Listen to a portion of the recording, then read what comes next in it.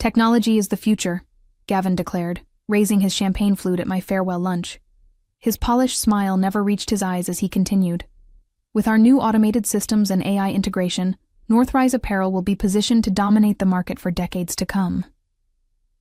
He turned to me with that practiced sincerity they teach in executive coaching seminars. Let's give Vita a round of applause for getting us here. The conference room erupted in obligatory clapping. I nodded, smiled, and thanked them, clutching my small black notebook, the only personal item I'd brought with me from my office, after packing 25 years of memories into 3 cardboard boxes yesterday. My name is Vita Lewis. For a quarter century, I've been the backbone of Northrise Apparel's entire data infrastructure in Sacramento.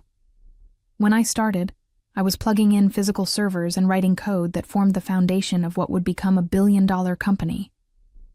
They didn't call me a data architect back then. I was just the computer lady who somehow made everything work. Vita has been with us since the beginning, Gavin continued, his voice carrying the enthusiastic cadence of someone who had joined the company a mere 14 months ago. She's seen us grow from a small regional distributor into the industry leader we are today. We wish her all the best in her retirement. Retirement. The word stung. I was only 59, and I hadn't chosen to leave. The decision had been presented to me as a fait accompli 3 weeks ago. The Nexus system will streamline our operations, Gavin had explained, leaning back in his ergonomic chair, referring to the new AI management system they'd purchased for what I later learned was $17 million. Your position is unfortunately redundant under the new infrastructure. All around me now, former colleagues averted their eyes, knowing what this farewell lunch really was. The ceremonial removal of an obsolete part. After decades of building their empire's nervous system, designing their inventory tracking, creating their customer database, programming their shipment logistics, I was being discarded because I didn't fit the sleek new aesthetic of Silicon Valley-inspired corporate modernization. I felt the weight of my notebook in my hand. Inside were 25 years of institutional knowledge, the backdoor fixes for emergencies, the manual override codes, the peculiarities of our custom-built system that no instruction manual covered. Information that wasn't stored in any cloud or server, only in my head and in these pages. To Vita, Gavin concluded, and to the future of Northrise Apparel. I raised my glass in response, hiding my thoughts behind a practiced smile. Little did they know, their future was about to get very complicated. I bought my house in Midtown Sacramento in 1998, when the company was still called West Coast Threads, operating out of a converted warehouse with 23 employees. Now, Northrise Apparel had over 7,000 staff across the country, and my modest 2-bedroom craftsman had appreciated to the point where I could sell it and retire comfortably if I wanted. But retirement wasn't in my plans. The evening after my farewell lunch, I sat on my back porch with a glass of wine, watching the sunset and thinking back on how I'd become the company's foundation without anyone fully realizing it. When Thomas Green first hired me, fresh out of a computer science program where I was one of 4 women in my class, he valued my methodical approach. You think of things the rest of us don't, he'd said. I need someone who sees the big picture. And I had. As West Coast Threads became Green Apparel, and finally Northrise, I designed systems that anticipated our growth. I built redundancies, created emergency protocols, standardized our data collection. When we acquired smaller companies, I integrated their systems with ours, preserving what worked while upgrading what didn't. Everything changed when Thomas retired 3 years ago. The board brought in Gavin Pollard, 38 years old with an MBA from Wharton and a resume full of tech startups, but no experience in apparel manufacturing or distribution. His first all-hands meeting set the tone. We need to disrupt ourselves before someone else disrupts us. Over the next year, consultants from Elstone Trading came and went, using phrases like digital transformation and AI-first paradigm. They interviewed me extensively, taking notes on how our systems functioned, what databases contained which information, how our proprietary software managed inventory across 5 distribution centers. I should have seen it coming, but loyalty had made me naive. The doorbell rang, jolting me from my thoughts. Through the peephole, I saw Eleanor from HR holding a basket. "Just wanted to check on you," she said when I opened the door. "The transition team realized we never got your authentication codes for the backup systems." The transition team being the 3 20-somethings tasked with deconstructing my life's work. "Everything's in the handover documents," I replied coolly. "The master list should have all the access protocols." Eleanor's smile faltered. "There seems to be some confusion about the legacy systems, particularly the warehouse automation interfaces." Of course there was. Those interfaces were custom-built, modified over years to work with our specific needs. Nothing about them was standard. "I'm sure they'll figure it out," I said, accepting the gift basket, but not inviting her in. The Nexus system is the future, after all. The first signs of trouble came a week after my departure.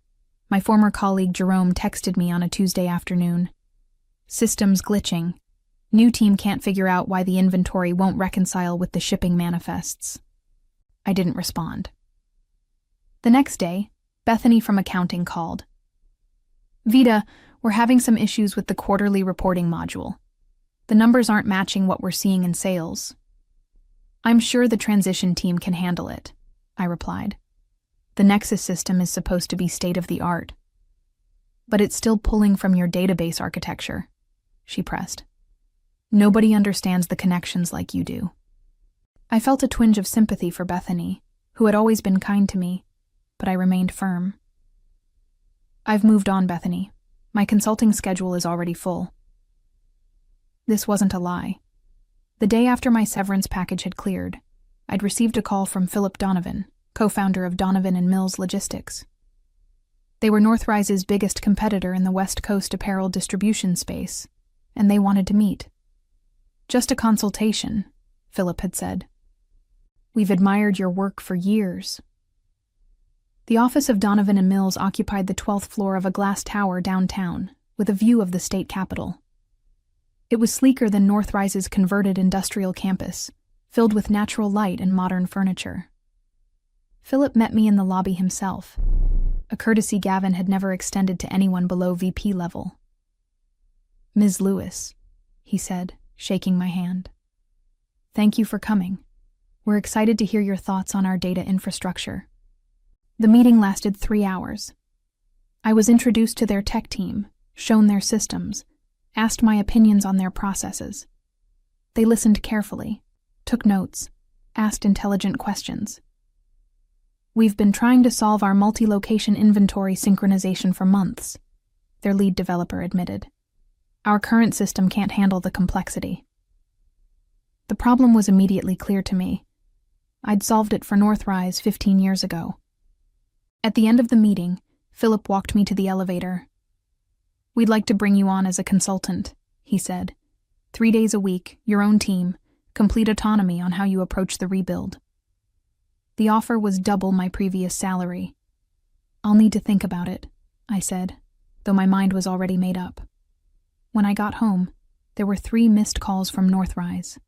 One from Eleanor, one from the IT department, and one from Gavin himself. I ignored them all. That night, I opened my black notebook and began transcribing its contents into a password-protected document on my personal laptop. Emergency workarounds, server peculiarities, the architectural quirks of a system built over decades, rather than designed all at once. Knowledge that wasn't documented anywhere else. The next morning, I called Philip and accepted his offer. That afternoon, Jerome texted again. "Complete system failure. Nothing's talking to anything. CEO is losing his mind." I closed my phone without replying and began packing for my first day at Donovan and Mills. I was deep into my 3rd week at Donovan and Mills when the storm truly broke. I'd been given a corner office overlooking the American River and a team of 5 developers who actually listened when I talked about database architecture. We were making rapid progress on rebuilding their inventory management system, and I felt more valued in those 3 weeks than I had in my last 3 years at Northrise. My phone buzzed with a text from Jerome. They're calling it the Black Thursday crash. Nothing's working.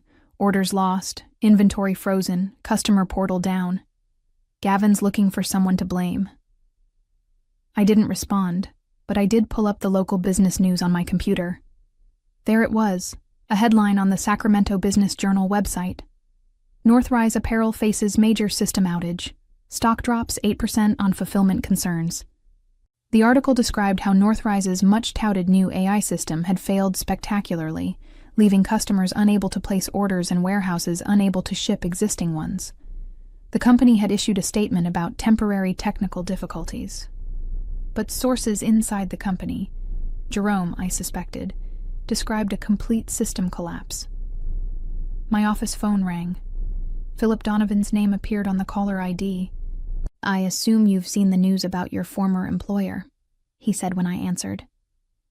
"Just reading it now," I replied. "Any insights you'd care to share?" His tone was carefully neutral. I considered my response. Their new system was implemented without adequate testing or understanding of the existing architecture. It was inevitable. "I see." Philip paused. "We've received an interesting call from a Thomas Green. Apparently he still sits on Northrise's board, and he suggested we might have recently acquired some valuable expertise that could help resolve their situation." My heart skipped. Thomas had been my champion for decades, but I never expected him to reach out like this. "What did you tell him?" I asked. "That we're quite happy with our recent personnel decisions and have no interest in loaning out our valuable consultants." I smiled despite myself. "Thank you. Though I admit to some curiosity," he continued. "Just how bad is their situation?" I sighed, weighing my professional ethics against my lingering resentment. If they tried to integrate Nexus without properly migrating the manufacturing execution system I designed, they've likely corrupted their entire database. Every order, inventory record, and shipping manifest from the last 3 months could be affected. And recovery? Possible, but not with their current team. They don't understand how the legacy systems interact with the newer components. We were interrupted by my assistant, who appeared at my door with an urgent expression. "Ms. Lewis, there's a Gavin Pollard on line 2. He's called 3 times in the last hour." I thanked her, but made no move toward the phone. Philip raised an eyebrow. "Aren't you going to take that?" "I don't work for Northrise anymore," I replied simply. He nodded slowly, a small smile forming. "No, you certainly don't." He turned to leave but paused at the door. "We have that strategy meeting at 3. I'd be interested in your thoughts on expanding our direct-to-consumer channels." After he left, I sat staring at the blinking light on my phone for a long moment before turning back to my work. By that evening, my email contained increasingly desperate messages from various Northrise executives. The most revealing came from Eleanor. "The transition team has admitted they don't understand how to restore from your backup protocols. Gavin is talking about bringing in external consultants at $30,000 a day. Please call me." I closed my laptop and went home, sleeping better than I had in years. The next morning brought news that Northrise's stock had fallen another 6%. A financial analyst on the local business report speculated that extended fulfillment issues could cost the company upwards of $50 million if not resolved quickly, with long-term damage to customer relationships that could be incalculable. When I arrived at Donovan and Mills, I found an elaborate fruit basket on my desk, with a note from Philip. "Thank you for your loyalty. Your insights yesterday helped us secure the Wilson account, 4.2 Northern annual." The Wilson Group had been one of Northrise's oldest clients. I allowed myself a moment of satisfaction before getting back to work. Around noon, my desk phone rang again. The receptionist sounded apologetic. "Ms. Lewis, there's a Gavin Pollard in the lobby insisting on seeing you. He doesn't have an appointment." I took a deep breath. "Tell him I'm in meetings all day. He says he'll wait." After consulting with Philip, who seemed amused by the situation, I agreed to a 15-minute meeting in one of the first-floor conference rooms, neutral territory. Gavin looked terrible. His usually immaculate appearance was disheveled, with dark circles under his eyes and a coffee stain on his shirt. "Vita," he said, reaching to shake my hand. I nodded but didn't reciprocate. "Thank you for seeing me. What can I do for you, Gavin?" I kept my tone professional, betraying none of the satisfaction I felt seeing him so undone. "We need your help," he said simply. "The Nexus integration has encountered some complications." I believe catastrophic failure is the term the business papers are using. He winced. "The coverage has been unfortunate, but we believe with your expertise, we can resolve the issues quickly. The board has authorized me to offer you a 6-month consulting contract. Very generous terms. I have a position here. We'll double whatever they're paying you," he said quickly. Then, seeing my expression, "Triple it." I leaned back, studying him. "You fired me, Gavin. You called my expertise obsolete. You said, what was it? That technology is the future, and my methods were holding the company back." He had the decency to look embarrassed. "That was a mistake. We all make mistakes. Some more costly than others. Vita, please. We're losing millions every day. The warehouses can't ship. Customer service can't access order histories. The Nexus team says the core database is corrupted beyond recognition." I thought of all the warnings I'd given during the transition, the documentation I'd provided that had been dismissed as unnecessarily complex, the training sessions no one had time to attend. "No," I said simply. "What?" "No, I don't work for Northrise anymore. I have commitments here, but I'm sure your Nexus experts will figure it out eventually." Gavin's desperation turned to anger. "You know exactly what happened to our systems. You probably built in these failures." I stood up, my own anger flaring. "I dedicated 25 years to building robust, reliable systems that kept your company running without fail. If they're failing now, it's because you dismantled them without understanding how they worked." "We'll sue," he threatened. "For sabotage. For what? For taking another job after being fired? For not documenting every single aspect of systems I built over 25 years? Sue me for not answering phone calls from a company that discarded me?" I gathered my papers. "I believe our 15 minutes are up." As I walked out, I turned back briefly. "By the way, there's a complete recovery protocol in the Emergency Procedures Manual, Volume 3, Section 8. I updated it every quarter for 20 years. But of course, that would require actually reading the documentation." I left him there, mouth slightly open, and returned to my new office, where I was building something better. 2 days later, I received a formal letter from Northrise's legal department requesting all documentation, notes, and intellectual property related to my former position. It was followed by a personal note from Thomas Green. "Vita, call me. We need to talk. The board is in chaos." I decided to respond to Thomas out of respect for our history.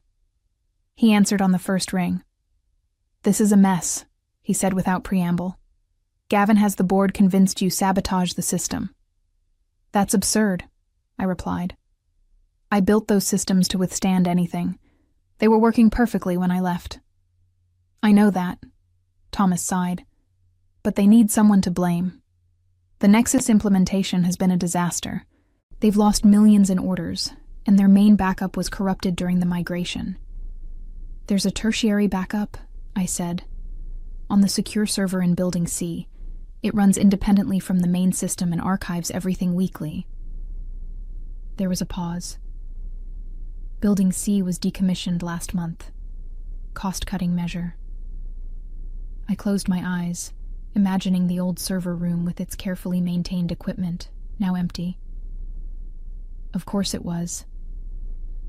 "Vita," Thomas's voice softened. "I know you were treated poorly, but there are 7,000 employees whose livelihoods depend on Northrise. Not all of them were part of Gavin's decisions." It was a fair point, and one that had been weighing on me. My grievance was with the executive team, not with the warehouse workers or customer service representatives who were probably dealing with chaos. I can't come back, Thomas. I've made commitments here. I understand. But perhaps there's a middle way.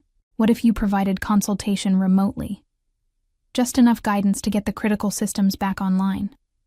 The board would ensure you're well compensated, and Gavin would have no direct contact with you.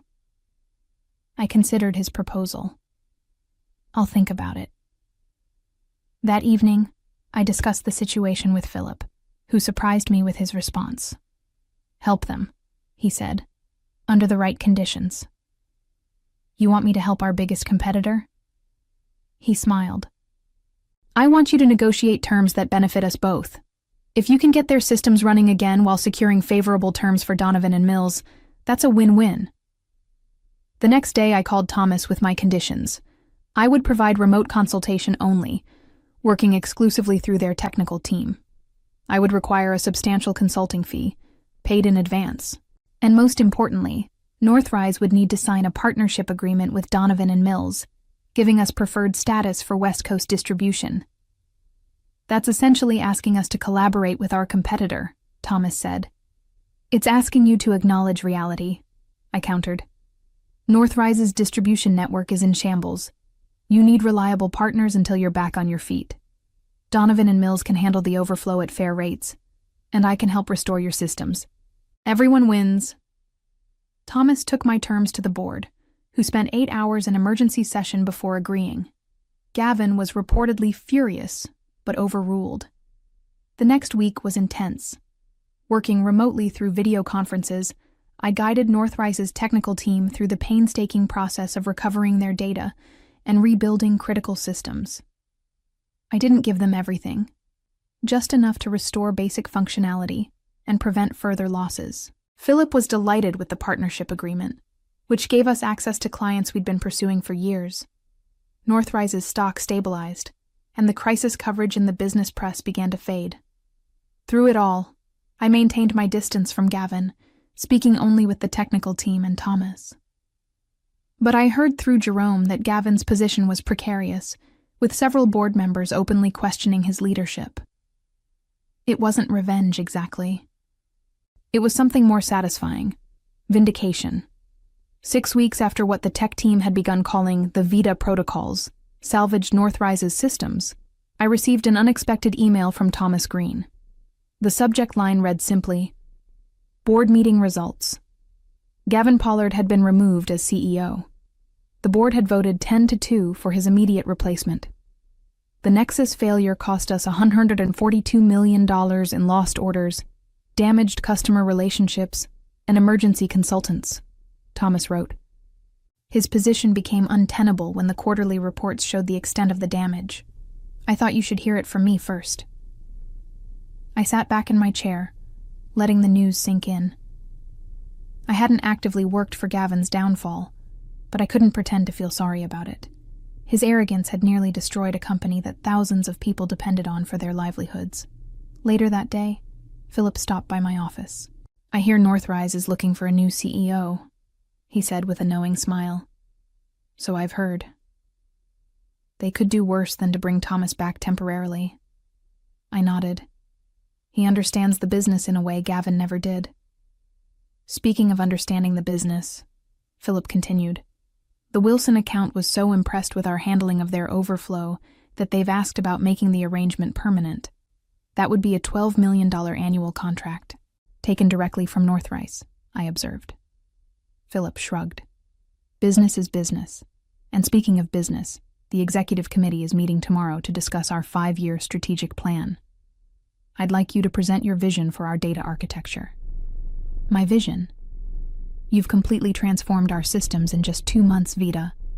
The committee needs to understand what you've built and where you see it going. Your work deserves recognition. As he left, I turned to look out my window at the Sacramento skyline. In the distance, I could just make out the Northrise campus. Their logo still illuminated the main building, but inside, everything had changed. The company would survive, but it would never be the same. Neither would I. For the first time in decades, I was building something on my terms, with people who valued what I brought to the table. 3 months later, I attended the ribbon-cutting ceremony for Donovan and Mills's new technology center. My name was on the plaque beside the entrance. Vida Lewis Technology Center, where innovation meets experience. Philip had insisted on naming it after me when my system overhaul resulted in a 38% efficiency improvement across their distribution network. The center would house an expanded development team and serve as a training facility for technical staff from across the company. "We didn't just hire a consultant," Philip said in his speech. "We gained a visionary who understood that technology should serve people, not replace them." As I stood beside him for the ceremonial photo, I thought about how differently things had turned out from what I'd expected when I left Northrise. I hadn't planned revenge exactly, just a new beginning. But my success had become a form of vindication, more powerful than any deliberate retaliation could have been. The reception afterward was attended by local business leaders and politicians. I found myself approached by a woman I didn't recognize. "Ms. Lewis, I'm Diane Torres, from the Governor's Office of Business Development. I've been hearing remarkable things about your work." We spoke for nearly half an hour about data systems and their impact on regional businesses. At the end of our conversation, she handed me her card. "We're forming a task force on technology infrastructure for state agencies. We need people with both expertise and perspective. Would you be interested in serving as an advisor?" 6 months ago, I had been deemed obsolete by a man half my age. Now I was being recruited to help shape technology policy for the entire state. "I'd be honored," I replied, taking her card. As the reception wound down, I received a text from Jerome. "New CEO announced. You'll never guess who." Thomas Green was coming out of retirement to lead Northrise through its recovery. I smiled and put away my phone without responding. That chapter of my life was closed. My focus now was on building something new. As I looked around at the center bearing my name, filled with people who valued my contributions, I realized that the best revenge wasn't about destruction at all. It was about creation.